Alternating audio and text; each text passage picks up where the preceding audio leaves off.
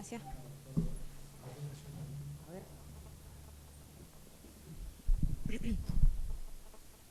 ¿Cómo le va, doctora? Estamos en la etapa de la entrevista personal para cubrir el cargo de jueza de primera instancia en lo civil y comercial de primera numeración del Distrito Judicial de Tartagal. Sí. Como usted sabe, esta audiencia está siendo filmada y se recoge versión taquigráfica. ¿Y qué idea tiene sobre ese juzgado usted? Y bueno, doctor, yo cuando empecé a trabajar en la ciudad de Tartagal, siempre ha sido el único juzgado en el distrito, casi 30 años, no quiero errar en la cantidad de años que tiene, pero tiene bastantes. Y bueno, he tenido la posibilidad de conocerlo desde el ejercicio de la profesión liberal y también en el ejercicio actual que tengo en el cargo que detento. El juzgado es un juzgado que tiene una competencia bastante amplia, una jurisdicción bastante amplia, porque llegar a los recónditos lugares del departamento San Martín, que bueno, uno lo conocemos, y los problemas que hay en las vías de comunicación para llegar, por ejemplo, cuando hay que hacer, me acuerdo una oportunidad me tocó hacer una inspección ocular y teníamos que ir para la parte de Morillo, y bueno, es difícil llegar. Bueno, y esas son las cuestiones que tiene el juzgado, que abarca mucha gente, por ahí se citan audiencias y debido a que la gente no tiene la posibilidad de llegar porque no hay medios de transporte, las audiencias se suspenden y eso va generando también a la postre que se vayan teniendo que posponer ciertas audiencias por cosas mayores, ¿no? Actualmente hay 2 secretarias, que es la doctora Illesca y la doctora Toro, y las secretarias están divididas por mesa. Hay 2 empleados en mesa de entrada que trabajan la parte de los expedientes impares y 2 empleados que trabajan los expedientes pares, y de esa manera se dividen las secretarías.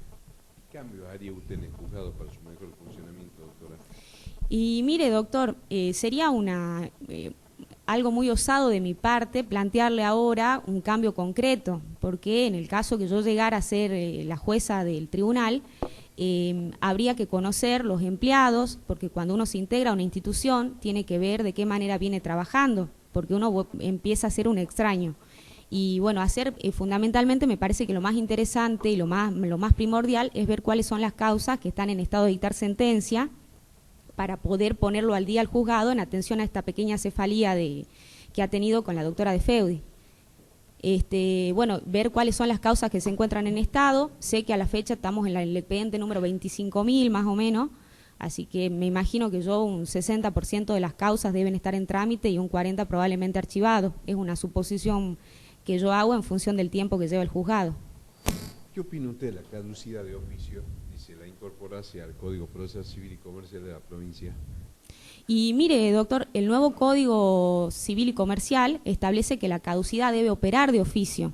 ¿Por qué? Porque está contemplado en una norma de derecho sustancial y a través del principio de iura novit curiae nosotros estamos obligados a aplicar esos plazos en función de lo que dice la ley. De la señora consejera. Hola. Vamos a empezar por cuestiones de género, estamos muy respetuosos nosotros.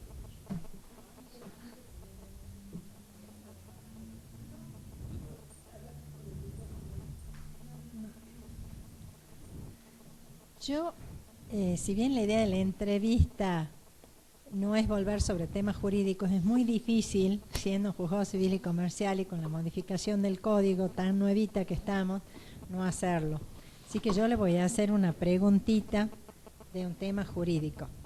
En el nuevo Código Civil y Comercial se ha creado un domicilio que no lo tenía el anterior, que a mí me parece que está muy bueno. ¿Usted se acuerda de haber visto algo de esto, doctora? Sí, doctora, vi que había un domicilio nuevo. Si me permite. Sí, claro, sí, artículo porque 76. sí me acuerdo.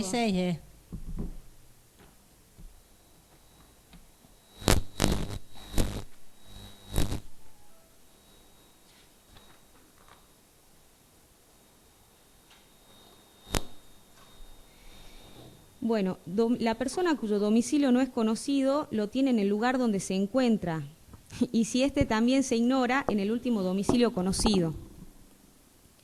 En realidad, creo que esta norma va a haber que armonizarla con las normas del Código Procesal Civil y Comercial de la provincia, porque ¿Qué hacemos nosotros cuando desconocemos el domicilio de una persona? Se libra un oficio a la Junta Electoral para que la Junta Electoral nos indique cuál es el último domicilio conocido.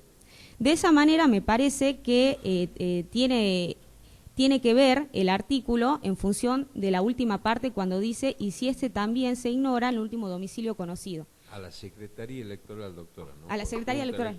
Sí, perdón, disculpe, a la Secretaría Electoral. Tiene razón, doctor. En el caso particular de este artículo, me parece que también puede tener sus efectos en lo que respecta al traslado de la demanda. ¿Por qué? Porque en una época se litigó mucho en la provincia en relación a que si se había notificado en el domicilio real o no, y en ese caso, si la persona se presentaba espontáneamente, se habían generado ciertas cuestiones de que si el plazo de la contestación de la demanda empezaba a correr a partir del momento en el cual la persona tomó conocimiento y que se presentó al juzgado, o a partir del momento en que le había llegado la cédula de notificación a su domicilio real. Entonces creo que en este caso, en este artículo, se va a tener en cuenta cuál es el domicilio donde realmente la persona está, porque puede ser que por otros actos se pueda conocer dónde realmente está viviendo la persona, porque no todo el mundo hace el cambio de domicilio en la policía cuando hace un traslado de su vivienda, y me parece que se adecúa un poco más a la situación actual del país, donde las personas van y vienen constantemente de un lugar a otro, o en la misma ciudad con los contratos locativos que van variando su vivienda. Una preguntita sobre esto. ¿Y qué opina usted respecto a una declaración de ausentes a la luz de este artículo del Código? Y bueno, siempre hay que analizar el caso concreto, ¿no? Siempre hay que ver cuál es la circunstancia. En el caso de la declaración de ausentes, ahí el Código nuevo establece un cierto procedimiento para su determinación. Cuáles son los plazos y a partir de qué momento se tiene en cuenta y cuáles son los elementos probatorios que en su caso se consideran suficientes para ver si ha habido declaración de ausente. En el caso podrá hablarse si la persona tiene, por ejemplo, un lugar de trabajo que hubiera estado en blanco, se determinará a través de los testimonios si la persona no ha asistido más, si no se la vio más en el domicilio donde normalmente trabajaba.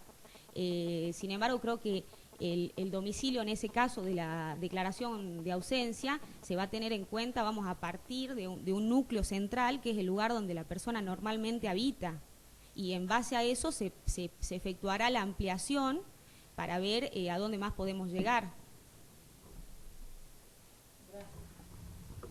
Sí, doctora, usted hizo alusión a que el distrito en el que está el juzgado que usted está concursando tiene una vasta extensión, es lo que entendí. ¿Qué abarca el distrito? Y todo lo que es departamento San Martín, Rivadavia, Banda Norte y Santa Victoria Este. Bien, ¿y Santa Victoria Oeste? Santa Victoria Oeste creo que depende de Orán. Usted está concursando para un cargo de juez civil. En este momento usted está en una... Asesoría de incapaces. ¿Usted está a cargo de la asesoría de incapaces? Sí, yo soy asesora. ¿Qué la motiva a cambiar así Mire, le comento. de rubro? Sí, a mí cuando yo, en mis antecedentes, ustedes habrán podido ver que el primer cargo que yo concursé fue para secretaria del juzgado civil. En ese momento quedé eternada para la secretaría y bueno... y también en mis antecedentes habrán podido ver que soy estudiante de la carrera de Ciencias Económicas.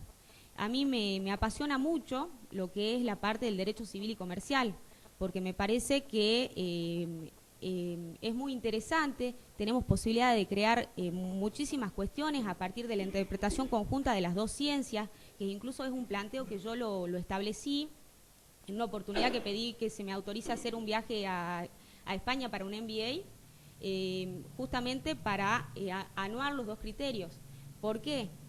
En función de lo que me preguntaba acá el doctor, cómo organizamos el juzgado, y ahí tenemos que ver cómo optimizamos los recursos. Para optimizar los recursos humanos que nosotros tenemos que recurrir a una ciencia exacta, que es la economía. Y bueno, dentro de lo que es el juzgado civil, me parece que vamos a tener muchos desafíos, me parece que es muy apasionante, incluso uno de los motivos por los cuales yo me he presentado hoy aquí, es porque me parece que es un hecho histórico para nosotros los argentinos, la vigencia del nuevo código. Y bueno, quiero ser partícipe de esto y poder dar soluciones a la gente de mi zona, porque yo soy de Tartagal. Bien, entonces usted está tratando de incursionar en un tema más jurídico que lo que está haciendo en porque este momento. la parte de asesoría tiene mucho de asistencialismo. Claro. Bien, yendo ya a un poquito más al tema jurídico, ¿qué opina usted del control de constitucionalidad? Que el juez lo puede ejercer de oficio, tiene que ser a pedido de parte. Mire, ¿Y a usted doctora, puntualmente como juez? hay varias teorías, que usted me pide una respuesta puntual, por eso no me voy a dedicar a eso, pero concretamente en el principio Iura Novit Curie, cuando hay en la aplicación de ese principio, si hay una norma que es notablemente contraria al régimen jurídico vigente. ¿Por qué hablo de régimen jurídico vigente? Porque no nos tenemos que acatar a una sola ley. Porque hoy en día el silogismo que nosotros estudiábamos con anterioridad, que el hecho tiene que subsumirse en la norma jurídica, ha dejado de ser a la norma jurídica para subsumirse en el ordenamiento. Entonces nosotros tenemos la obligación de la aplicación de la Constitución Nacional y los tratados de derechos humanos, porque es la única manera que podemos armonizar el Estado. Bien, entonces puntualmente usted ejercería el control constitucional en la medida que esté planteado en el caso concreto, bien. sí. A ver, ¿a pedido de parte o lo ejercería de oficio también? Hay que hacerlo a pedido de parte, e incluso justamente esta mañana estaba leyendo un artículo de la Constitución comentada con un fallo de la Corte Suprema de la Corte de Justicia de la provincia que dice que hay que efectuar, cuando hablaba de la acción popular, ¿sí?, el control cuando hay un interés legítimo social que se puede ver afectado. A ver, es que no me digo que sí, sí lo haría. Bien. ¿Y el control de convencionalidad lo conoce? Sí. Bueno, a ver, ¿qué es? Y si lo ejercería de oficio también. Mire, el control de convencionalidad tiene su relación en función de los tratados internacionales. ¿Por qué? Porque la palabra convencionalidad justamente viene en función de la convención que realizó el Estado argentino al adherirse al Tratado Internacional, que bueno, una cuestión de derecho internacional público. ¿Qué es lo que nosotros tenemos que hacer? Por el artículo 75, inciso 22 de la Constitución Nacional, hay tratados que tienen jerarquías, que tienen igual jerarquía que la Constitución, y tenemos también aquellos tratados internacionales que se encuentran por debajo de la Constitución, pero son superiores a las leyes. Nosotros tenemos la obligación de revisar. Recientemente se planteó una situación en función de los fallos de la Corte Interamericana de Derechos Humanos, y se dijo, pero son vinculantes, no son vinculantes para el Estado, y eso generó un llamamiento de la doctrina, porque decían, si a mí me vincula el fallo que tengo con Uruguay, entonces el Estado argentino estaría derogando su soberanía en un órgano externo que no ha sido la intención del legislador de hacerlo. Entonces, ¿cuál es el criterio que en ese caso se siguió?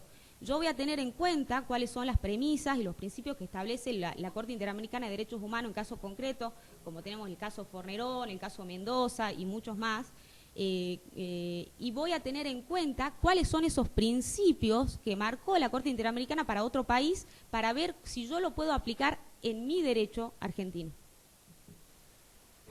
Le voy a hacer una observación, doctora, ahí. Sí. Está bastante bien su explicación, pero el tema es así. Las opiniones consultivas de la Comisión Interamericana de Derechos Humanos, la Corte Suprema ha dicho que pueden o no ser obligatorias. Las decisiones de la Corte Interamericana de Derechos Humanos, que se basa al hecho concreto relativo al país, son obligatorias para el país donde se dictó el fallo y tienen carácter, si se quiere, consultivo u orientador para el resto de los países adherentes a la Convención Americana de Derechos Humanos. En esto cambia, es el eje central. Yo un tema que lo pregunto reiteradamente, esto es lo que le pregunto a la doctora Villa, porque en Europa es obligatorio eso, y a veces se presta un poco a la confusión. Entonces, los fallos de la Corte Interamericana son de el caso paradigmático en la Argentina, el caso Kimmel, que a raíz de lo cual se cambió el Código Penal argentino, delito de calumnia e injuria, por ejemplo. En el caso Hellman, en Uruguay, ¿no?, que es la desaparición de la nuera del poeta Juan Hellman, el presidente Mujica había adelantado a lo que dispone la Corte Interamericana para que se aplique al caso concreto. Entonces, la Corte Interamericana dijo que si bien podría plantearse como abstracto, quedaban algunas cuestiones por cumplir, pero es orientador para los otros estados. A ver, doctora. A veces no, si nos saco la duda a los diputados. justamente tenemos dos temas. Uno, ¿qué dice el Código Civil respecto a las técnicas humanas de asistencia para el tema para la reproducción? Bueno, el código en realidad lo que regula en relación a la técnica de asistida está en función del consentimiento informado, de que se deben respetar, que tienen que estar autorizados los institutos que así lo hacen, tienen que estar autorizados por el Ministerio de Salud, me imagino que la autoridad de aplicación es el Ministerio de Salud Pública, y por otro lado establece la necesidad de que en este consentimiento informado, por ejemplo, cuando hacemos las reservas del material genético, que se pueda, siempre tiene que haber un consentimiento informado y hay una prohibición expresa de hacer alguna alteración en el material genético que pudiera generar algún tipo de consecuencias para las generaciones que vienen. Bueno, y otra, la línea de Rivera, ¿qué decía el Código de Vélez y qué opina si este Código nuevo lo cambia o no? ¿En la línea de Rivera? Sí, de los ríos. De los ríos. Sí. Mire, me parece que no ha habido mucha variación, pero lo que sí he visto que el nuevo código ha incluido que no se pueden realizar actos del propietario sobre el caudal del río que pudieran entorpecer la llegada de agua a terceras personas o en su caso que incluso contempla a la conservación del ambiente. En ese sentido no he visto variaciones, sí está menos legislado porque el otro era más casuístico, este es más sencillo, pero lo primordial que deja establecer el nuevo Código Civil es que no se puede entorpecer el curso de las aguas de manera tal que se puedan perjudicar intereses de tercero o de un grupo humano. Última. Nosotros hemos tenido un gran problema con San Martín.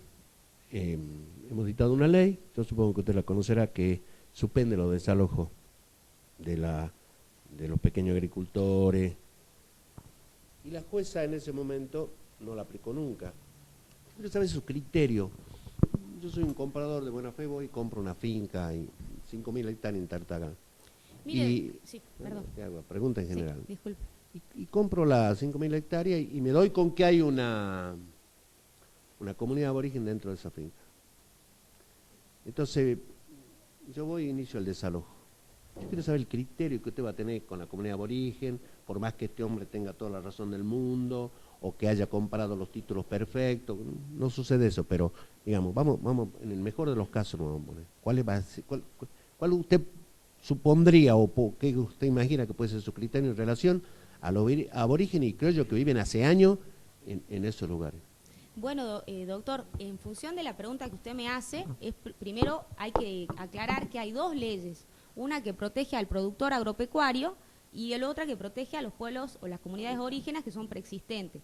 Ambas leyes, de manera, en el efecto jurídico que busca la ley, es que se suspenda cualquier tipo de desalojo y que se suspenda el lanzamiento, incluso tiene varias calificaciones que no me acuerdo precisamente. ¿Cuál es en relación a lo que usted me dice de las comunidades agropecuarias? Ahí sería importante que hubiera modificación por parte de la legislatura porque se refiere a aquellos que estuvieran poseyendo y se refiere a los artículos 1399 y 4015 del antiguo Código Civil que se refiere a la prescripción adquisitiva veinteañal y decenal.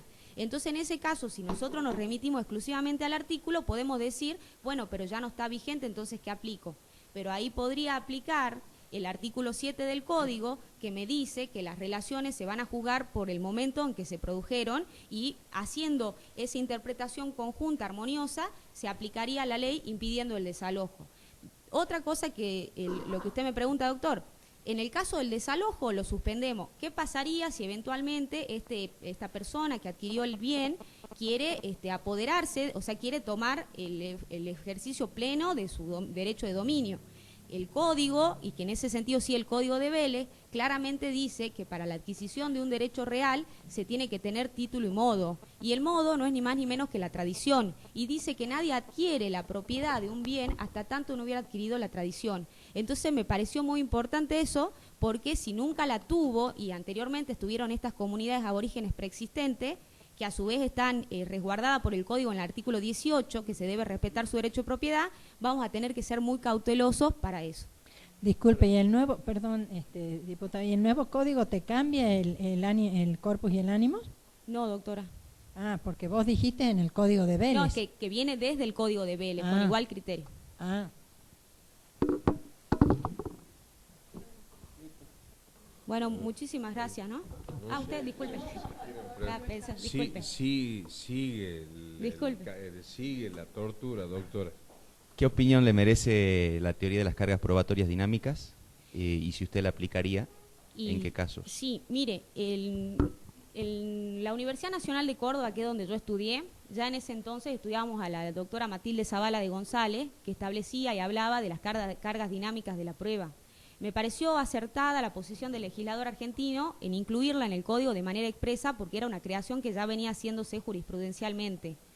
¿Cuál es la carga dinámica de la prueba? Según lo que yo he podido ver, y pido disculpas si alguien no lo comparte, pero tiene dos formas de tenerla en cuenta. La que está regulada, la carga dinámica en el derecho de familia, y la carga dinámica en el derecho de daños. En el derecho de familia es más amplia, porque busca contemplar la posibilidad, por ejemplo, si yo tengo que practicar una prueba de ADN y soy una mujer carente de recursos y no tengo medios para pagar los gastos del perito, en el derecho de familia el juez puede disponer que venga el papá, el supuesto papá, y pague la prueba.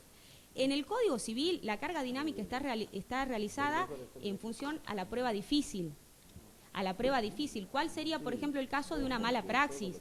Cuando, lógicamente, el paciente, por su ignorancia, porque yo creo que cualquiera de nosotros que no conocemos el arte de curar en sentido científico, si no vamos a poder determinar cómo debió haberse efectuado la operación. Entonces, ahí se invierte la carga de la prueba.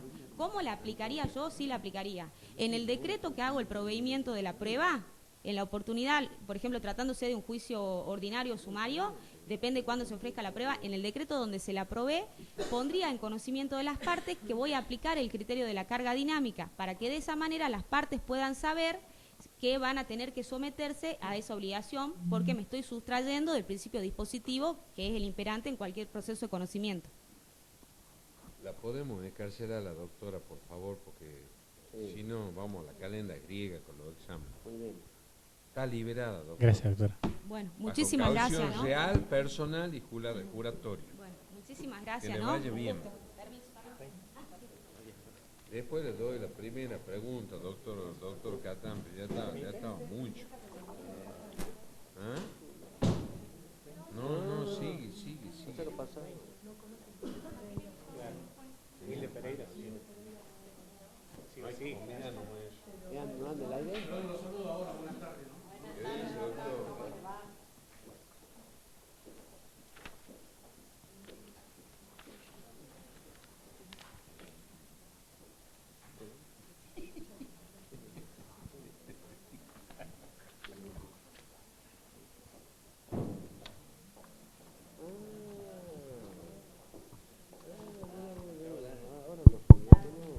¿Cómo le va, doctora?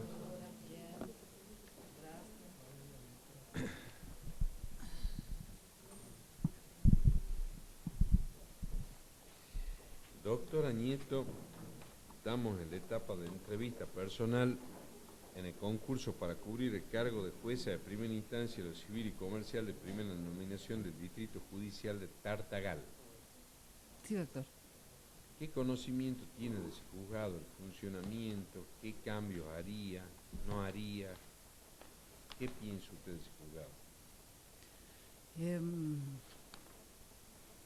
Bueno, yo formo parte del Ministerio Público, es decir que la información que tengo es una información indirecta, digamos.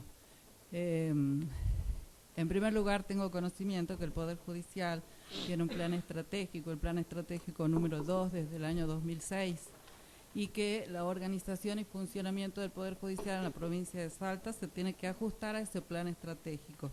A partir de ahí, cada uno de los juzgados tiene que presentar su plan anual. ¿Por qué? Porque el plan estratégico del Poder Judicial te está diciendo que la misión y visión del Poder Judicial implica un verdadero servicio de justicia para los ciudadanos que se tiene que brindar con eficiencia y con eficacia. Y por qué no con una tercera E, que es la economía. Entonces, cada uno de los juzgados, cada uno de los tribunales tiene que ajustarse a eso de acuerdo a las pautas que están establecidas en ese plan global. Desde hace un tiempo se viene mencionando la necesidad de buscar optimización y eficiencia a los organismos públicos, de la misma manera como inicialmente se hace, digamos, con las empresas. Y se aplicaron pautas, digamos, de control de gestión, como son las normas ISO 9001, en juzgados, ¿no es cierto?, que no son efectivamente de la provincia de Salta, sino de otros lugares del país. Pero la solución que encuentra la provincia de Salta al control de la gestión, es decir, a la optimización del funcionamiento de la justicia, es un plan global, porque las normas de control de gestión bajo normas ISO son normas de control individual de los juzgados. Usted me pregunta qué haría yo.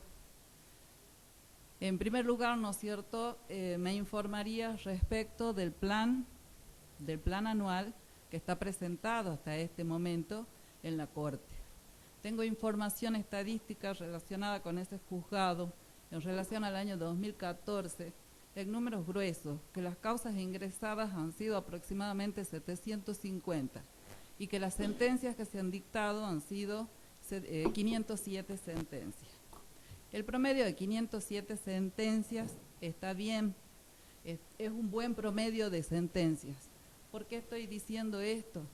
Porque a raíz de un análisis que se ha hecho de la carga laboral del juez civil y comercial en estudios, digamos, con indicadores de otros juzgados, se llegó a una conclusión que, midiendo el tiempo útil que tiene digamos, el juez durante el año, que son 210 días hábiles promedio, en función de las horas y del tipo de tareas que tiene que realizar, puede dictar un promedio de 500 sentencias en un juzgado, ¿no es cierto?, con un personal de 10 personas, que es como tiene este juzgado civil y comercial. Entonces, en primer lugar, me informaría sobre cuál es el plan de este juzgado para este año, obviamente, y a partir de ahí, ¿no es cierto?, por una cuestión de personalidad, digamos, lo primero que hago es saber qué es lo que hay en el juzgado, es decir, tener un inventario global de causas y luego saber, ¿no es cierto?, qué tipo de causas son las que están allí a los fines de poder tener un diagnóstico de cómo debe ser la manera de trabajar. En relación al personal, como le digo, estoy sabiendo que se tratan de 10 personas. El juzgado ha venido funcionando con ese número de gente promedio. Se encuentra proyectado, mejor dicho, se encuentra en este momento ya aprobado la creación y funcionamiento de un segundo juzgado en lo civil y comercial en Tartagal, que seguramente, ¿no es cierto?, se proyecta como en funcionamiento. Dígame, doctora, en relación al nuevo código civil, ¿hubo un cambio de paradigma respecto del código Vélez-Sarsfield en el nuevo código en lo que respecta a cosas y bienes? Sí, hay un cambio de paradigma, por supuesto, en cosas y bienes. Se incorpora un paradigma que en realidad ya estaba en la Constitución, que es el paradigma del colectivo, digamos. Y al legislar el nuevo Código Civil sobre los bienes, establece una limitación al ejercicio de los derechos sobre los bienes relacionada con los bienes que sean de incidencia colectiva, es decir, que el ejercicio de los derechos sobre los bienes individuales es posible, es viable en la medida de que no se vayan a afectar los derechos colectivos o derechos de incidencia colectiva que Pero afecten al colectivo. La pregunta concreta, si quieres se la circunscribo más respecto a las cosas, ¿es exclusivamente patrimonial, como era el Código Vélez, o hubo una ampliación en ese sentido en cuanto a la conceptualización de la cosa para el derecho civil. No. Hay una ampliación en cuanto al concepto de bienes. ¿Qué se incluye en el Código Nuevo? Estamos incluyendo el cuerpo humano como cosa, ¿no es cierto?, que no tiene valor patrimonial, pero que puede ser objeto de determinados contratos, ¿no es cierto? El cuerpo humano y también, el cuerpo humano. Doctor Catán está como lobo hambriento. No, doctora, quería ir un poquito al tema del examen escrito. Obligaciones, dar sumas de moneda extranjera, en moneda extranjera. La segunda parte del artículo 765 del nuevo Código Civil establece que una persona que asumió la obligación de dar una determinada cantidad de moneda extranjera puede liberarse de esa obligación dando moneda de curso legal en la República Argentina. Sí. ¿Usted opina que esa facultad se la puede ejercer, es de orden público o se la puede, por convención de las partes, dejar de lado? Es decir, que una persona no pueda cancelar esa obligación dando monedas de curso legal en Argentina.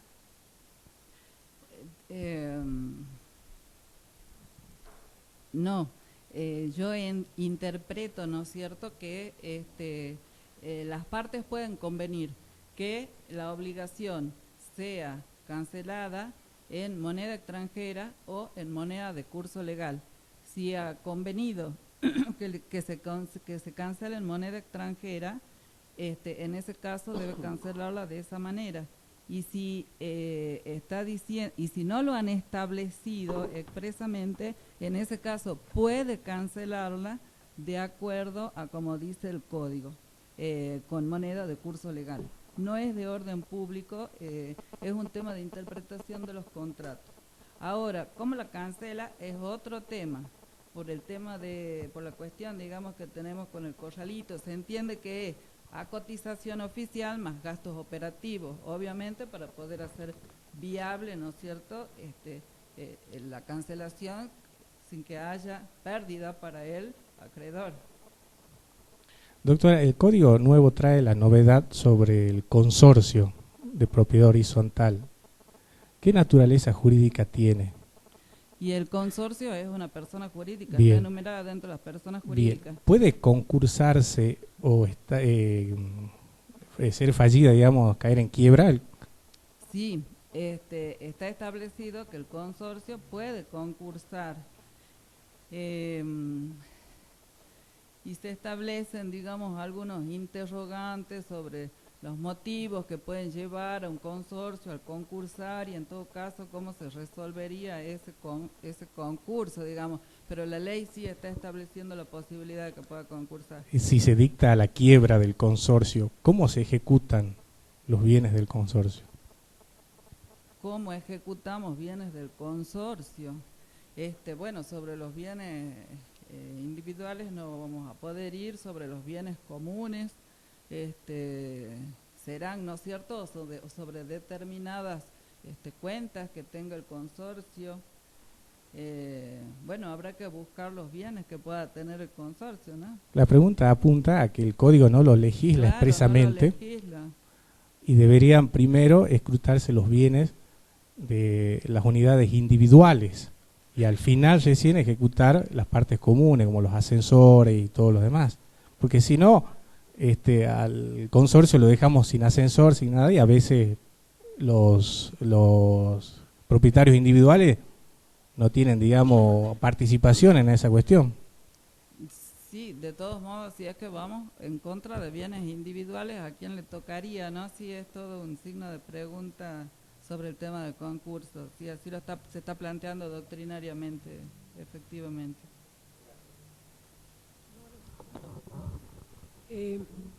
Bueno, voy a volver a la pregunta que le hice a la concursante anterior. ¿Qué opina usted sobre el control de constitucionalidad? ¿Lo hace a pedido de parte? ¿Lo hace de oficio? No, el control de constitucionalidad se tiene que hacer, digamos, los jueces tienen la obligación de hacer el control de constitucionalidad, no solamente los jueces. O sea, desde el mismo momento que la primera ley que tenemos es la Constitución, todos los actos de la República, de cada uno de los poderes y cada uno de sus funcionarios, ¿no es cierto?, responde en primer lugar a la Constitución. Y en tanto un acto, cualquiera sea su naturaleza, sea contrario a la Constitución, ahí mismo, ¿no es cierto?, se debe decir, esto es contrario a la Constitución. No es necesario que sea planteado de una manera directa ni indirecta, digamos. Los jueces están en primer lugar aplicando el derecho para hacer un control de constitucionalidad. De hecho, esa jerarquía normativa ya está incorporada ahora en el nuevo Código Civil y Comercial, por lo tanto, si antes era una cuestión de interpretación para la aplicación, ahora es simplemente una cuestión de aplicación. El Código lo está diciendo.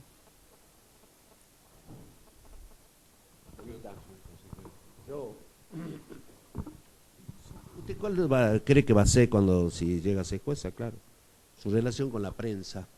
Teniendo en cuenta que acá en Salta, yo he visto que un integrante de la Corte de Justicia declara de muchos temas. Es jueza, lo habrá leído, ¿no? Supongo que usted leerá o tiene interés en leerla cuando declara la Corte sobre la prensa o le preguntan de cualquier tema. ¿Cuál cree usted que va a ser su relación? ¿O cuál puede ser la relación de los jueces? ¿O qué es lo que siente usted que puede ser diferente a lo de los jueces? No, la relación que tiene que tener el juez con la prensa debe ser una buena relación. Es más, digamos, la Corte de Justicia de la provincia de Salta propicia las buenas relaciones de la justicia con la prensa.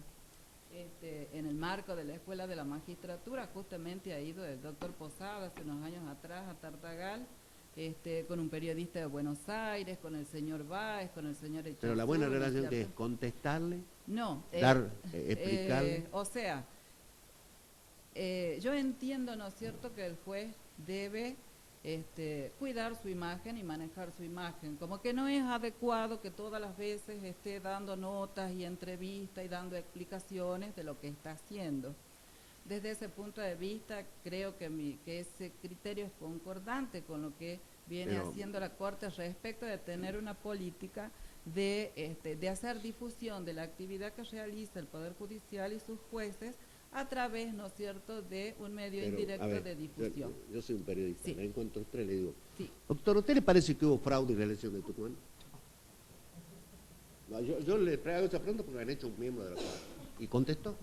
Yo quiero saber si usted va a contestar, no va a contestar, va a decir, no es. A mí me parece muy bien, ¿no?, que conteste, pero eso no significa que usted esté de acuerdo conmigo. Claro, o sea, esa pregunta, si es que, ¿no es cierto?, me parece que si hubo fraude, digamos... No, la situación de las elecciones en Tucumán, no vamos al fraude, para que sea más amplio. ¿Qué opino de las ¿Qué elecciones? opina usted de lo que pasó en las elecciones en Tucumán? Yo soy un periodista. Yo soy un periodista. ¿Qué opina usted de lo que pasó en las elecciones, que es una cuestión pública en Tucumán? Usted es jueza. Ajá. Está ejerciendo la justicia. ¿Usted Sí. cree que debe contestar? ¿No debe contestar? Sí debe contestar. Mire, le respondo. Si la entrevista fuera nada más que para preguntarme por las elecciones de Tucumán, entonces le diría, ¿no es cierto?, que no tengo problemas de responder, de darle mi opinión en off al periodista, digamos. Sí, ya le digo, mire, me parece algo... ¿Y usted cree que el periodista le va a respetar el off? ¿Usted cree que el periodista le va a aceptar? Los periodistas son la nueva dictadura. ¿Usted cree que el periodista le va a decir, no, perfecto, le va a decir?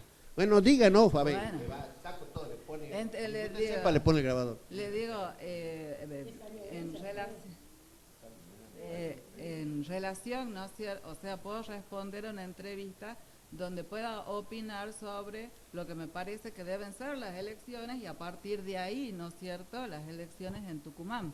Pero no puntualmente y sobre una sola pregunta como esa, que muchas veces se puede descontextualizar. A ese punto quiero llegar, o sea, esas preguntas rápidas que hacen a veces los periodistas y que después uno...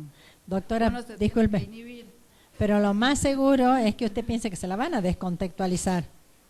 que usted no piense bien, usted piense que en este tipo de cosas, y justamente la pregunta se la hacen Sí, es para eso. pensando que puede tener una complejidad por detrás y que usted es juez. Entonces, a esos fines, el doctor le pregunta, estoy segura, para ver cómo actuaría en esta situación. Parte la base, que lo que diga es factible, que primero, que no sea la única pregunta, lo más seguro, y segundo, que es factible que se descontextualice. Después de eso le viene y dice, sí, bueno, y en el desalojo que tiene usted en la comunidad Huichi, ¿y qué es lo que usted va a resolver? Porque usted sabe que si no, mañana van a venir los de la comunidad acá y están dispuestos, siguiendo el ejemplo de Tucumán, ya no a quemarle la urna, sino a quemarle la mesa de entrada al juzgado.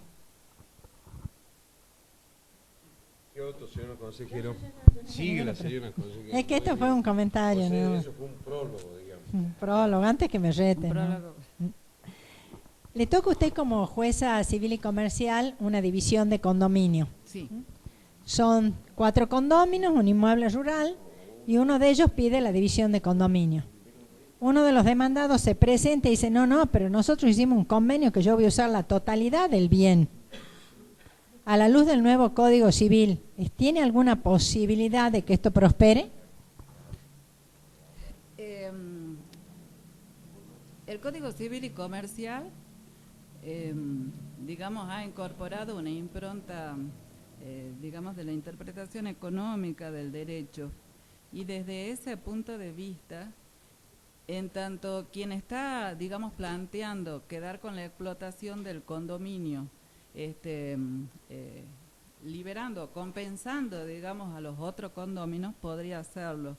Lo mismo ocurre en los supuestos de partición en las sucesiones, es decir, si uno de los herederos quisiera quedar con la explotación de la empresa, ofrece compensaciones a los otros herederos a los fines de poder, a los fines de que la explotación empresarial, digamos, pueda continuar.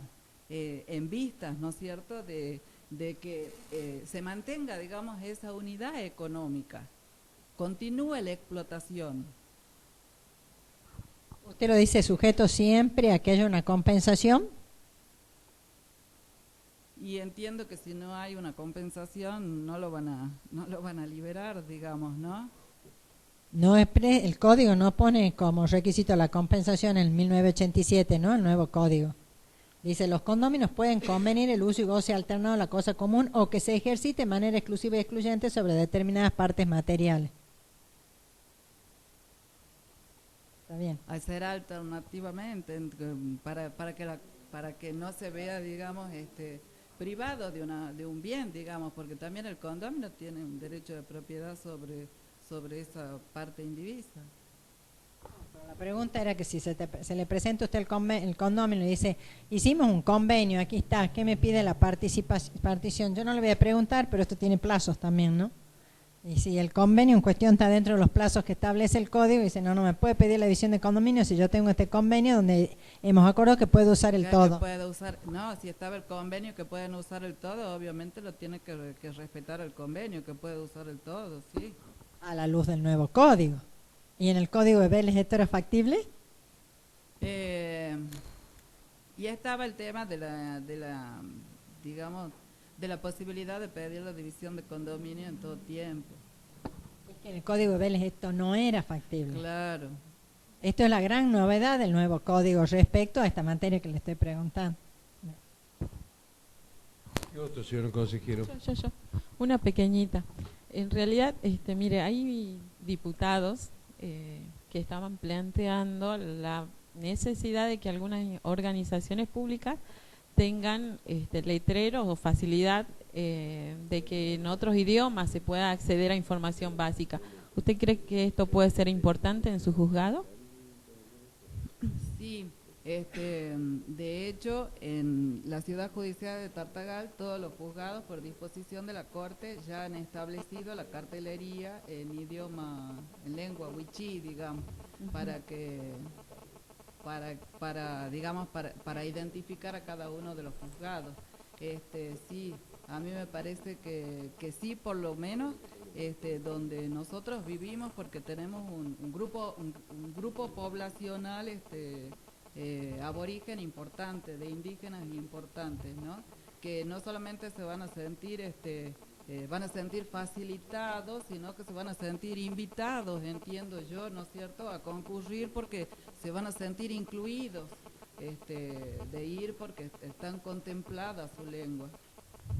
Bueno, y la otra, han sucedido en estos últimos tiempos muertes por desnutrición de niños en esa región.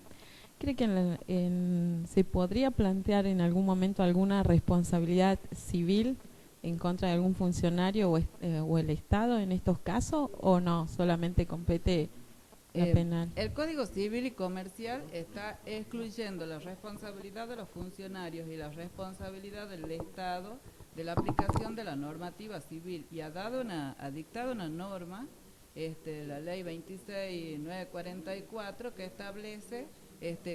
establece, digamos, la columna vertebral de la responsabilidad del Estado, y está invitando a las provincias a adherirse a ellas. Desde ese punto de vista, también tenemos que distinguir, porque tenemos un artículo 7, tema de responsabilidad del Estado, entiendo yo, ¿no es cierto?, que se aplica la legislación a la fecha del hecho. Entonces tendríamos que saber cuándo ha sido el hecho para saber la legislación aplicable. Y desde el punto de vista puntual, digamos, de responsabilidad del Estado, entiendo, ¿no es cierto?, que ahora con el Código Civil todas las demandas contra la provincia tienen que venir al juzgado en lo contencioso administrativo, se van a regular se van a aplicar las normas del derecho administrativo, y no porque se vaya a aplicar la normativa del Código Civil.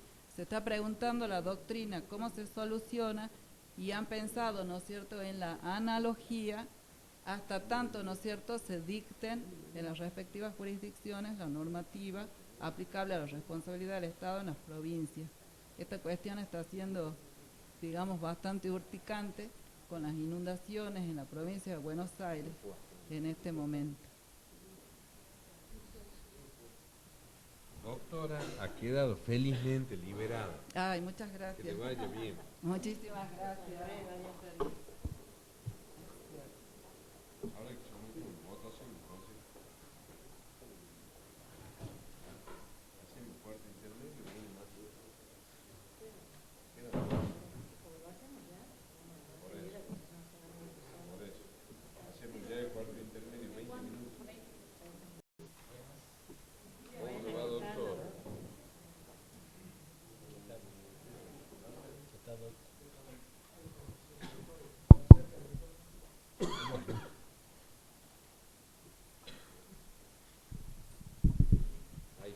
Ahí estamos.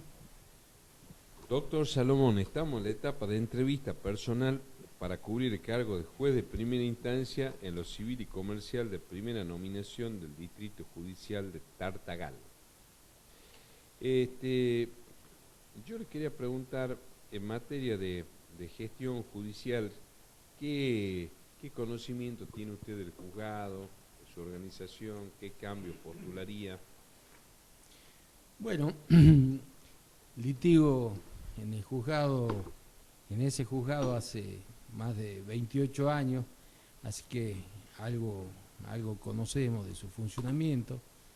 La verdad que hemos tenido una jueza muy trabajadora, muy expeditiva, lo cual es bueno si lo comparamos con otros juzgados del norte. Es muy interesante el trabajo que se ha hecho, no obstante lo cual considero que atento todas las normativas, perfiles que se requieren tanto por la propia organización del Poder Judicial como las recomendaciones que hay a la vista, y pese a que estamos hablando de un proceso donde es fundamental la instancia de parte, creo que hay que trabajar en la estandarización del proceso de acuerdo a lo que hay que llevar adelante. Es un juzgado que fundamentalmente tiene muchos procesos ejecutivos, por ejecución fiscal, por ejecución de crédito bancario de la propia provincia. Entonces, yo creo que hay que fijarle unos tiempos para el desarrollo de lo mismo, que no se extiendan en forma indeterminada y ir más allá de la vista inmediata que tienen que tener los secretarios instando esto y viendo esto. Creo que también en la medida que el juez trabaje sobre ellos, como también en la capacitación del personal, va a ser muy importante, especialmente teniendo en cuenta toda la modificación de la normativa, para bien, desde mi punto de vista, que se ha producido en materia civil. Y bueno, un poco hay empleados que tienen muchos años de trabajo, que estaban acostumbrados a llevarlo de una manera y que va a haber que organizarlo para poder llevar adelante esto de acuerdo a las circunstancias y lo que requiere la nueva forma de trabajar. Doctor, se está trabajando en la reforma del Código Procesal Civil y Comercial de Salta para adecuarlo a la reforma que se operó en el Código Civil. ¿Qué opina usted del instituto de la recusación sin causa? ¿Habría que dejarlo? ¿Habría que sacarlo? Mire, yo creo que se ha producido a nivel nacional una reforma muy importante con este Código Civil, y que esta primera reforma arranca en el año 94 con la incorporación de todas las convenciones sobre derechos humanos, o la más importante por lo menos, al artículo 75, inciso 22 de la Constitución. Y si miramos el artículo 1 y 2 del Código Civil, que no hacen otra cosa que marcarlo como una fuente fundamental del derecho a partir de ahora, y la segunda, también tenerlo en cuenta a la interpretación. O sea, que para mí, basándonos en eso, considero que no podemos cercenar ningún tipo de derecho, que tenemos que ser en todo sentido mucho más amplio, mucho más extenso en lo que es los derechos que a las partes les corresponde. Y si sacamos esta facultad de que se pueda recusar sin causa, creo que restamos un derecho. No obstante lo cual, tampoco se puede tener esto en forma abusiva, como a veces piensa o intenta llevársela a cabo, y algún tipo de limitación en ese sentido, de no usarla en forma indeterminada, indefinida, y que sea a los solos efectos de producir una dilación innecesaria del proceso. No estoy de acuerdo en ese sentido, ¿no? La elección después también, ¿no? ¿Qué otro, señor consejero, señora consejera? ¿Y qué forma instrumentaría o de qué forma se le ocurre a usted que se podría instrumentar para que la recusación se pudiera hacer, como usted dice, que no se la use indiscriminadamente? Bueno, porque o se acepta la recusación sin causa o no. Está bien, si fijamos aún en el código como está actualmente, cuando uno puede recusar, dice, en una instancia una vez, digamos.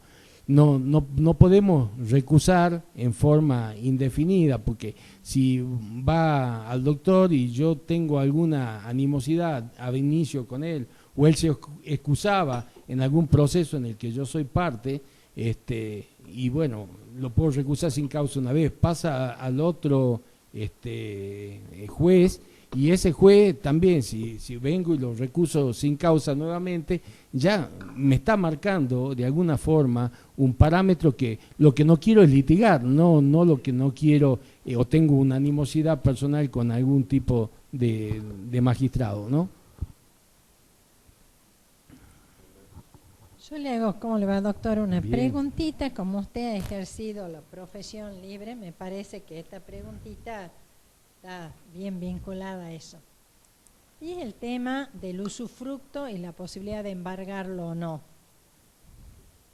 Tiene algo nuevo el código, este nuevo código que estamos estrenando, es igual en la normativa que el código de Vélez. ¿Qué le ha dado usted una leidita al respecto? Bueno, no, sin lugar a duda hay una modificación en muchas partes de los derechos reales, desde la incorporación de nuevos derechos reales que no estaban, como es el caso del superficiario, el caso de los conjuntos inmobiliarios, el caso del derecho de propiedad horizontal, que si bien en muchos casos existían leyes, ahora también, por lo menos la forma troncal, está incorporada al código.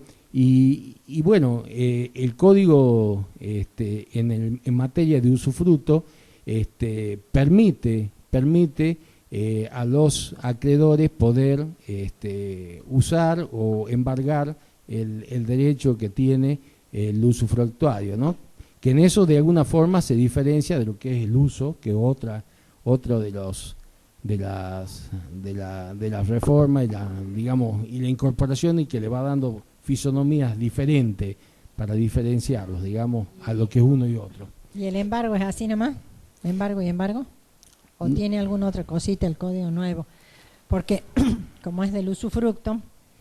Bueno, tiene las limitaciones que tiene el propio usufructo, o sea, no puede embargarse, sabemos que el usufructo, la vida útil máxima es de la propia persona, o sea, no se puede tener más derecho que el que se adquiere desde la instancia inicial de la constitución de algo, o sea, es una de las limitaciones que tiene, digamos, ¿no? No puede subsistir el derecho o la instancia del embargante si se ha extinguido el usufructo, por ejemplo, por causa de muerte del usufructuario. El código también dice que se lo puede transferir al usufructo. El nuevo código civil es como la gran modificación que tiene, además de la posibilidad de embargarlo. Y en la transferencia del usufructo, justamente uno de los temas que se habla es cuál va a ser la vida de esa transferencia del usufructo, y otro temita más que también va junto con el embargo.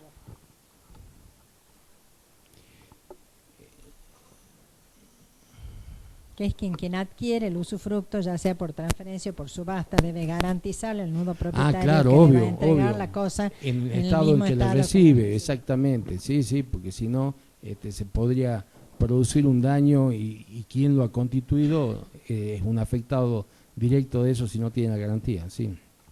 Y hay otra, en lo mismo, y no le pregunto más, en toda la normativa que tiene el código, resulta entonces que si usted tuviera un cliente a esta altura, no como juez, sino pensando en lo que viene siendo hasta ahora abogado liberal, ¿usted les recomendaría que constituya usufructo vitalicio con esta nueva normativa? No, yo no le recomendaría que constituya. ¿Y les recomendaría que constituya qué? Porque hay otras cositas en el código que da la posibilidad de que no constituya usufructo, pero que constituya algo más que digamos, llegaríamos como resultados medio similares. Bueno, con que constituya, si quiere, depende cómo lo tome y cómo se dan los usufructos, ¿no? El usufructo generalmente se hace porque una persona se reserva la propiedad y le da el usufructo a otra, y lo hace, si bien es un derecho real, tiene características muy personales, muy del derecho personal. Y con estas modificaciones, sí, sin lugar a duda, puede haber una afectación del nudo propietario. ¿Qué les recomendaría como para poder efectuar un uso? Que constituya derecho real de habitación, que o no de es habitación, embargable. que no es embargable, tienen razón. Porque en este nuevo código el derecho real de habitación cobra una embargadura que no lo tenía en lo anterior. Sí, También sí. tiene limitación, Sí, obvio. pero no es embargable. También. Buenas tardes, doctor. ¿Qué opinión le merece la cantidad de leyes procesales que se han fijado en el nuevo Código Civil? ¿Cómo, doctor? ¿Qué opinión le merece la cantidad de leyes procesales que están volcadas en el nuevo Código Procesal Civil? Normas procesales. Sí. Yo, en general, a mí me parece bastante bueno el código. Creo que estamos frente a la posibilidad cierta de estar a nivel internacional con una normativa de primera calidad, adaptada a lo que eran las recomendaciones tanto de la Corte como de la Convención Americana, creo que esto favorece en mucho la aplicación, y creo que en la parte donde se fije alguna normativa procesal está bien, porque siempre, y para no violentar los derechos de las jurisdicciones locales, hace la reserva, en la mayoría de los casos, el código, a que esa normativa específica siga estando en manos de la provincia. Habla de jurisdicciones locales, no habla de la provincia ni los municipios, nada concreto. O sea que a mí me parece, dentro de todo, bien. Creo que no llega a producir alguna alteración a lo que es el manejo normal del procedimiento en las jurisdicciones locales, y que, bueno, que a mí, yo estoy muy convencido, me parece bueno. Seguramente uno escucha a los propios, digamos, autores de la reforma, y ellos mismos dicen que, bueno, hay muchas cosas que le hubieran gustado incorporar y que no han podido, y que seguramente también va a permitir tener una fe de rata o modificaciones el mismo para mejorarlo. Pero en sí creo que es un gran avance en lo que es en materia legislativa, y bueno, hay que sentarse a trabajar con el mismo. La última, doctor. ¿Pudo ver el artículo 254 sobre los honorarios profesionales? Lo invito a repasarlo si Sí, algo me acuerdo. Sí, ya le pegamos una ojeadita, pero algo me acuerdo. Siempre los abogados litigantes nos fijamos en los honorarios profesionales. Bueno, yo creo que es una de las cosas que tendría que verse un poquito en ese juzgado.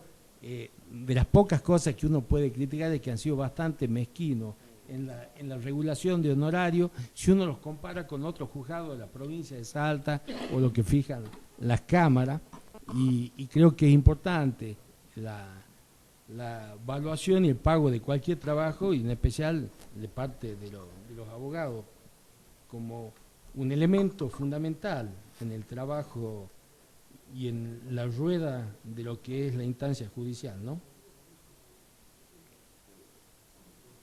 ¿Qué otro, señor consejero? Estamos... Sí. Antes que voy, India. Sí, lo están haciendo investigado.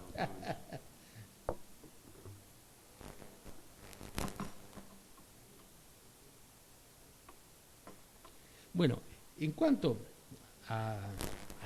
concretamente a esos honorarios, a mí me parece bien, porque es muy específico lo que se hace referencia a los honorarios, porque esos honorarios están puestos en relación a lo que es la afectación de una propiedad para garantía de los derechos de las, digamos, de una familia, del conviviente, de quien puede hacer uso de este derecho, de que no le saquen, le rematen o se afecte el derecho donde viven. Entonces, fíjese que la mayoría de la normativa sobre afectación ha estipulado, como era ya la ley, pero que no estaba en el código, de que este es un trámite que tiene que estar muy bien asesorado por los distintos registros, y que le pongan empeño en esto, y que normalmente es un trámite que se puede hacer sin los abogados. Y en el caso de que esto llegue a hacerse en una instancia o a pedido por el trabajo de los profesionales, fija un monto exiguo, pero que me parece razonable por el tipo de tarea encomendada, y para que no afecte los derechos de los que seguramente al hacer esto están necesitando, ¿no? Y la vinculación al valor fiscal del inmueble, ¿no sería mejor que sea el valor real, que se tenga en cuenta para la base regulatoria? Lo que pasa es que cuando usted va a constituir una afectación de un inmueble, lo que antes le llamábamos un bien de familia, lo que se toma en cuenta es el valor fiscal, no se toma en cuenta un valor diferente al fiscal para hacer la afectación. Por eso considero que es coherente. Yo Doctor, por sus antecedentes veo que siempre estuvo en la actividad liberal, ¿no? ¿Qué lo motivó a querer ser juez ahora? Bueno, yo creo Además de los honorarios que vio. No, yo creo que bueno, después de... No, yo creo que es muy importante para quien ha ejercido durante tanto año la profesión, es casi la culminación de su carrera, pretender llegar a la magistratura. Creo que la experiencia que nos ha dado los años, el trabajo, el haber estado del otro lado del mostrador, sirve de mucho también para la comprensión de muchas cosas, de que sucede que quienes han entrado a trabajar directamente en el Poder Judicial y no han tenido la posibilidad de litigar por ahí, la ignoran, ¿no? Es importante haber estado en las dos partes y poder ver también qué necesita el judiciable y qué necesita el representado del judiciable. Y además, también creo que esto de poder litigar y no haber sido únicamente en este juzgado, sino haber litigado prácticamente en toda la provincia, pero especialmente en la zona norte, tanto yo soy nativo de Embarcación, donde el río Bermejo nos divide la jurisdicción. Entonces, cuando usted tenía un accidente o cualquier circunstancia o inconveniente que pase del río Bermejo hacia el sur, tenía que litigar en los tribunales de Orán, y cuando era del río Bermejo hacia el norte, en los tribunales de Tartagal. Entonces nos ha permitido conocer y ver mucho funcionamiento y formas diferentes de cómo se pueden llevar a cabo para mejor, tomando, resumiendo y viendo cómo se pueden acomodar las cosas. Además, insisto, yo creo que hay que llevar un trabajo más eficiente. Creo que la muestra hacia la sociedad de que tenemos, además de una buena justicia, una justicia eficiente, eficaz, que se pronuncie en tiempo y forma. Y como si esto fuera poco, creo que el trabajo que se puede hacer internamente en el rol del juez, no tan solo como un buen jurista, sino como un buen administrador de un equipo de trabajo, y aprovechando algunas circunstancias que nos dan los momentos propicios, históricos, que son todas estas modificaciones, creo que nos va a llevar indefectiblemente a una capacitación de todo el personal y a trabajar en forma bastante coordinada para lograr esos objetivos, ¿no? Sí, y sabiendo que usted conoce el área territorial, porque lo está diciendo, ¿usted cree que hay pautas culturales, cuestiones que tiene que tener en cuenta usted como juez para administrar justicia, o es igual para todos? No, sin lugar a duda hay que tener en cuenta todas esas cosas. Creo que es muy importante lo que usted pregunta. La zona norte es una población muy sensible, donde no nos olvidemos de que cuando estallaba el país, ha estallado en dos partes concretas, ¿no? En Cutralcó y en Tartagal, en Mosconi, donde es una sociedad muy requiriente. Yo, además de la profesión, trabajo en una institución del Estado, en PAMI, y podemos ver que es una sociedad altamente requiriente a la que hay que darle una respuesta siempre. Para hacer una mera comparación, y ustedes vean lo requiriente que es la sociedad, y por eso digo que hay que tener una sensibilidad especial, hay que ver, hay que trabajar y hacer las cosas muy prolijas. Por decirle un mero ejemplo, en algún momento se nos acumulan pedidos de algún elemento de fisiatría, por decirle algo. Y me dice, ¿cómo puede ser que Tartagal pida tanto? Dice, Tartagal está pidiendo 102 sillas de rueda con una cantidad aproximadamente parecida. Orán pide 50 y Salta Capital pide 99. Bueno, no salimos a ofrecer sillas de rueda a la calle, es el requerimiento de la gente. Esto en todo sentido. Así funciona. Y creo que para bien eso también ha llevado a un crecimiento de la sociedad y la ciudad y el lugar de una manera especial y para mejor, porque justamente al no conformarse fácilmente con lo que se le da y querer siempre más, creo que es un buen síntoma humano un buen síntoma de inteligencia social y que ha llevado a crecer muy bien y para mejor a esa zona norte de nuestra provincia. Bueno, doctor, queda liberado de esta suerte de suplicio psicológico que da el examen. No, que le vaya muy bien. muchas gracias, muy amable. Bueno, yo gustoso de poder participar y de intentar ingresar al Poder Judicial. Muchas gracias, muy amable. Gracias a usted.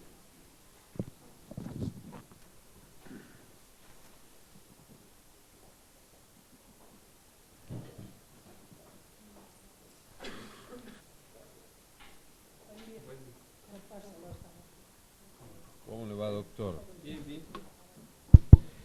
Estamos en la etapa de entrevista personal para cubrir el cargo de juez de primera instancia en lo civil y comercial de primera nominación del Distrito Judicial de Tartagal. Así es. ¿Qué conocimiento tiene del juzgado que se está concursando la vacante? ¿Qué cambios propondría? Bueno, yo trabajé en el juzgado. Yo fui secretario del juzgado del 2004. Los conozco a todos los chicos que trabajan ahí.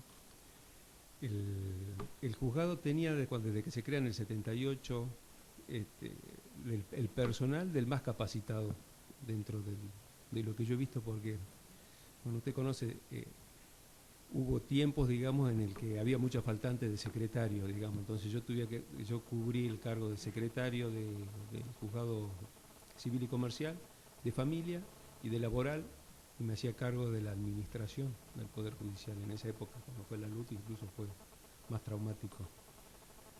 Pero la doctora de Feudi, con el doctor primero Cabral Duba, capacitaron bien las personas que cuando se crea el distrito van a capacitarse, pero con el doctor Félix Costas en Orán, cuando él era juez allá.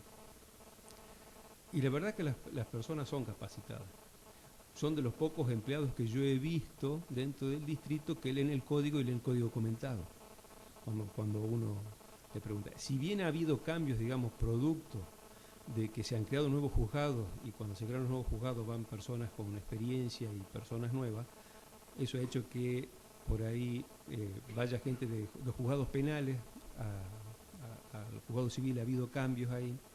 Y habría que ajustar, bueno, aparte de la capacitación ahora del nuevo código, y por ahí un poquito mesa de entrada, ¿no? Que por ahí los chicos no tienen tanto conocimiento con respecto a las notificaciones. Y yo la sufro porque soy defensor oficial, entonces por ahí omiten la notificación cuando yo litigo con un particular, por ejemplo, ¿no? O sea, y genera determinados problemas, y a veces el que no haya una notificación bien hecha nos suspende audiencias, ¿no? Que por ahí son gente que viene de lejos, ¿no? Y la otra parte no está notificada, pero los cambios son menores. Lo que hay que hacer con un poco de capacitación de los nuevos empleados y más. Bueno, ahora tenemos el nuevo código, digamos que es una dificultad mayor ahora, pero no son muchos. Por suerte también se creó el nuevo juzgado civil para allá por iniciativa de la Corte, porque hace rato que era una necesidad en Tartagal. Eso hace que el volumen de trabajo sea una dificultad, digamos, ¿no? O sea, por más que se ponga buen empeño. Y el juzgado civil es de los que menos horas extras tienen del distrito, porque es el único de los juzgados que está en el distrito que no tiene las horas extras por acordada. Hay que pedirlas todos los meses, digamos. Y bueno, hay una escasez ahí, y por ahí, y el trabajo era mucho, pero se solucionará, me imagino yo, con la creación del nuevo juzgado, con empeño. Los chicos igual van a latar sin horas extras, digamos, o sea que hay siempre buena predisposición al trabajo. La verdad que dentro de todo no hay mayores dificultades, me parece. El juzgado tiene fama de ser de los más rápidos de la provincia en cuanto a con la doctora de Feudi, ¿no? En la resolución de los casos.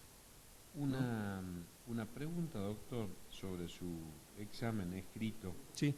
Que no me quedó claro a mí el tema de la preclusión y de la cosa juzgada en materia cautelar. Sí, Bueno, lo que pasa es que ahí habían, el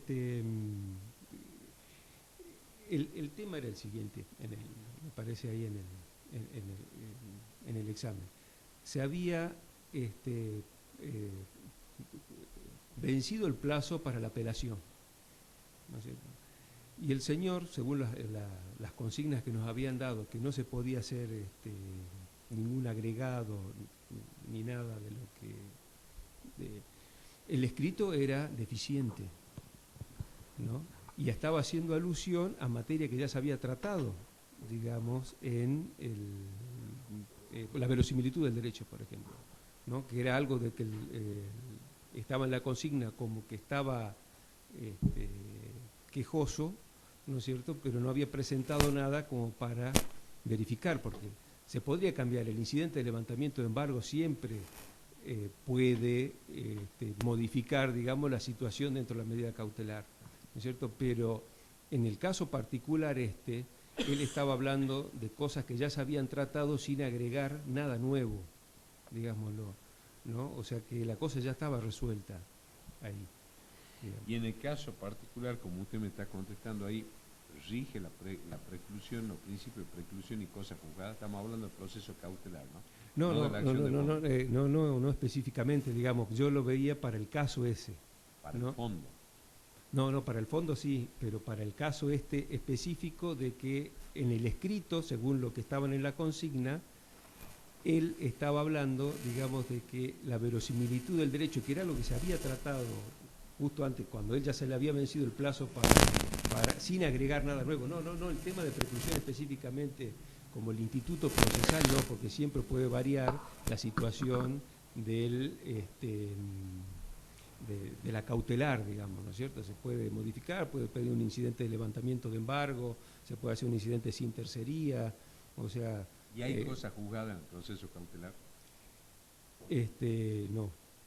No formal, digamos, ¿no es cierto? ¿Y en una medida autosatisfactiva? En la medida autosatisfactiva, me llamó la atención, por eso estoy preguntando. Sí. Bueno, la medida autosatisfactiva, una de las características es que se pueda cambiar, o sea, que pueda ser revocable eso es tutela anticipada. En la tutela anticipada que pueda ser revocable la situación. En la autosatisfactiva, en el instituto la cosa juzgada en la autosatisfactiva yo la vería como porque no necesita otro ahí sería que toda regla hizo excepción. Sí, porque las otras tutelas justamente en el caso Prato, ¿no? El último de la tutela. ¿Qué otro, señor consejero? ¿Cómo le va, doctor? Está invadiendo la siesta, señor. No. Despertar acá, Uriquito. Ahí se despertó por el nuevo. No, estaba escuchando. El nuevo Código Civil trata sobre la responsabilidad del Estado. Sí, pero la deja al margen, digamos, la responsabilidad del Estado y de los funcionarios para que se vea por una ley administrativa. Yo creo que en nuestra provincia va a haber algún problemita con el artículo 5, digamos, ¿no?, de la Constitución, que habla también de la responsabilidad de los funcionarios, ¿no? Pero bueno, habría que ver cómo juega, digamos, la ley federal del Código Civil. El Poder Ejecutivo. ¿Usted cree que la Constitución provincial? Está bien, esa parte está bien. Ahora, ¿usted cree que hay alguna iniciativa ya sobre ese aspecto haya tomado el Poder Ejecutivo? ¿Conoce? Sobre ocuparse del tema de hacer una ley para el tema de la responsabilidad del Estado. La verdad que no conozco si hay alguna iniciativa ahora. El Código Civil lo que está estableciendo, digamos, es a ver si se adhieren a la ley 29.344. No, hay también, pero hay un decreto del Poder Ejecutivo que ha designado una comisión para redactar una nueva ley de responsabilidad del Estado. O sea, parece que la idea es hacer, es de hace poco, ¿no? Es de hace 2 o 3 días, es hacer una ley que tenga que ver la responsabilidad del Estado para la provincia de Salta diferente a la adhesión a la ley nacional, claro, me parece. Bien porque habría que respetar la constitucional también. me parece, no sé, o ver cómo se zanja esa diferencia. Yo lo cambio, pero a otro tema totalmente. Sí.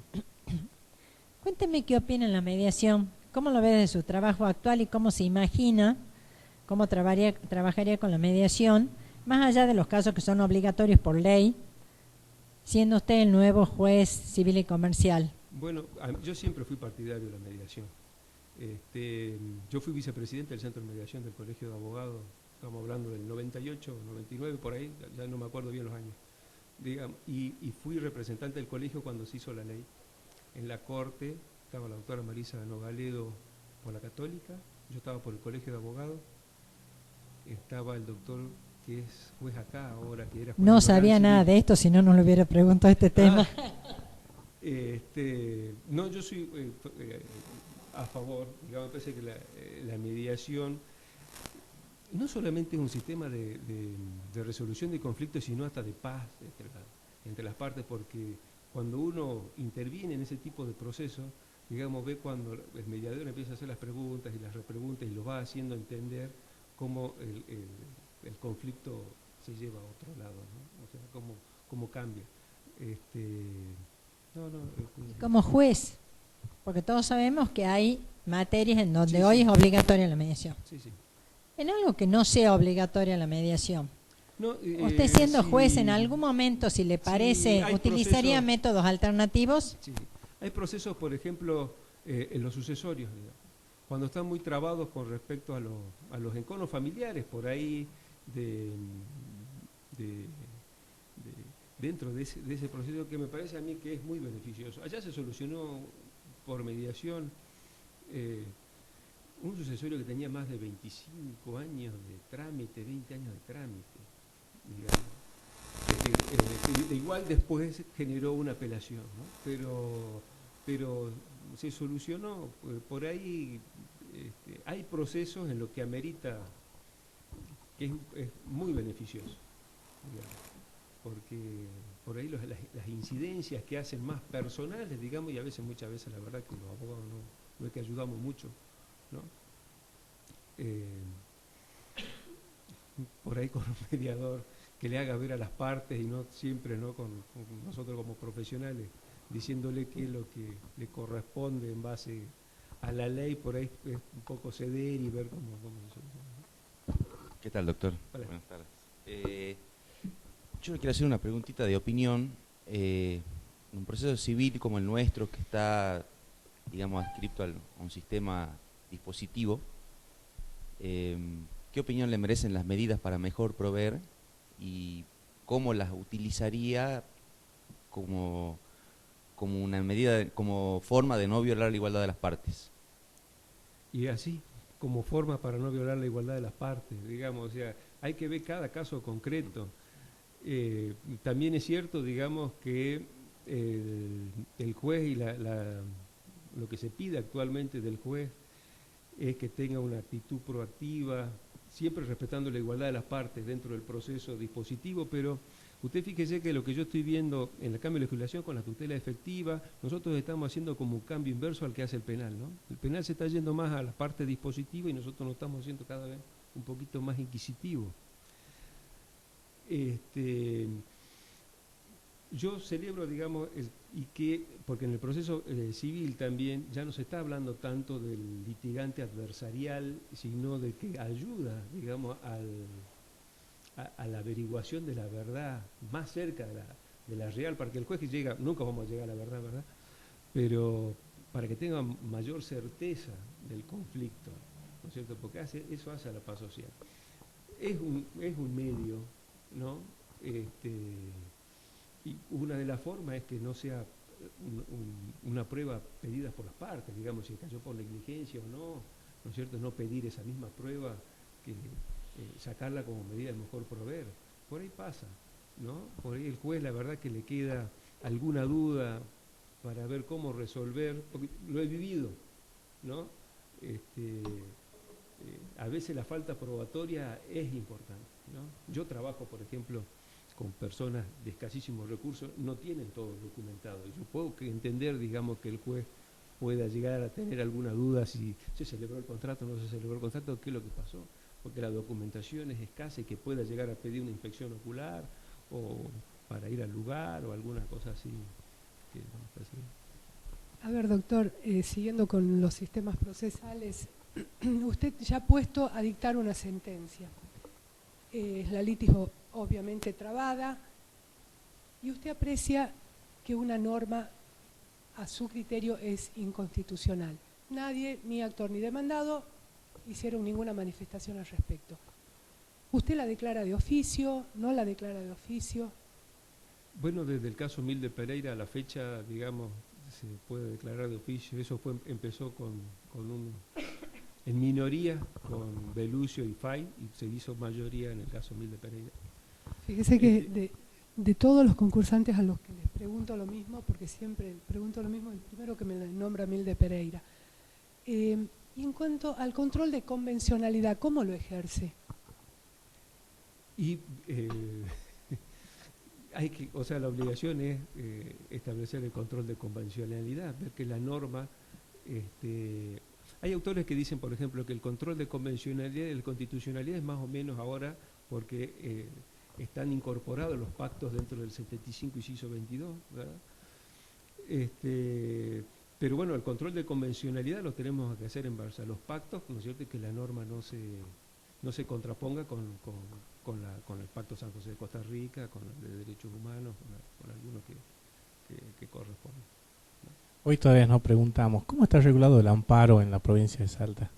En la Constitución, en el artículo 87, y supuestamente prohíbe la regulación por norma específica.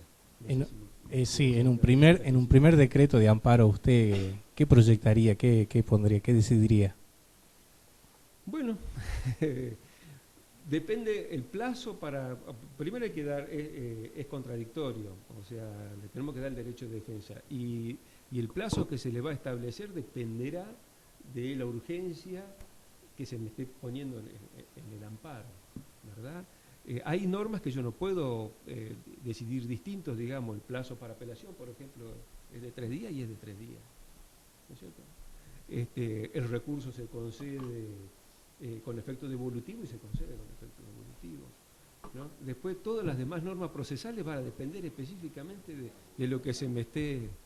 Usted sabe, doctor, que yo siempre estoy trato de estar a favor del derecho de los más desprotegidos, y hay casi un abuso psicológico respecto a su persona, ¿no? Así que última pregunta ya. Ya está. Bueno, la última. Esto es pensando en la modernidad, en el día de hoy. Usted ha sido designado juez, entra al Juzgado Civil y Comercial de Tartagal, conoce a toda la gente, cuando está saludando, a quienes conoce la mayoría, por WhatsApp le entra un amparo. ¿Dónde le dice? ¿Por qué sonríe? Iba haciendo uso en la modernidad. Estoy viendo que es un medio fehaciente, podría ser considerado. Le pone, doctor, soy fulano de tal, tengo una urgencia, mi mujer, mi madre, mi hija está internada, soy afiliado al IPS y necesito determinado medicamento en 48 horas, el IPS no me lo quiere otorgar, en fin, le cuenta toda la historia, estos amparos que son bastante comunes por remedio. Y después le pone, y mi mail es tal. ¿Qué haría usted? Me enganché porque dijo amparo, y yo dije, vamos a lo modernito. Es buena la pregunta. Y dificultoso. Primero le mostraría el WhatsApp al secretario del juzgado, que es el que fue datario del mismo, digamos. Llamaría para contestar, para ver la realidad de los datos, porque también es ver qué veracidad, digamos, ¿no? No solamente que es raro que tenga mi WhatsApp, pero pues ver la veracidad, o sea, verificar, digamos, que sea cierto, y le daría trámite, ¿no? Le daría trámite, o sea, saco en base a lo, ¿no? Bueno, no se va a olvidar del amparo por WhatsApp. No, yo he interpuesto algunos oralmente incluso en mis funciones, así que... Doctor, luego de este premeditado calvario puede retirarse. Muchas gracias. Muchísimas gracias.